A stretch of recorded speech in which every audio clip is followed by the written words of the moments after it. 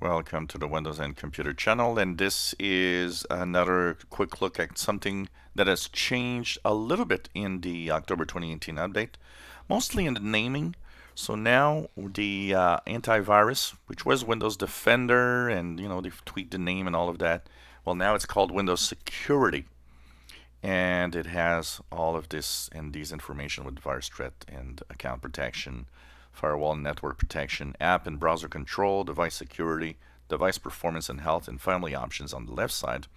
They didn't do that much of a change inside the app itself, except maybe move around some of the icons and try to tweak a few of the settings, but mostly it's in the naming. So here you got Windows Security, and if you go into your settings, anywhere where that should be, you will have the account security.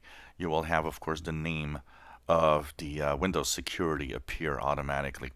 There's a few things that are changed in the app permissions and all of that, but overall it's really Windows Security. So even here in the Windows Updates on the left side, it's now called Windows Security. That's where you get all the information of the Windows, which was Windows Defender basically. But pretty much the same app. It hasn't changed much since the last version in the April 2018 update. The major overhaul really happened in the April 2018 update. Now it's just a few little tweaks and a few little changes in this security app. So you're still protected, of course, with this app in your latest version of Windows 10. If you enjoy my videos, please subscribe, give us a thumbs up, and thank you for watching our videos.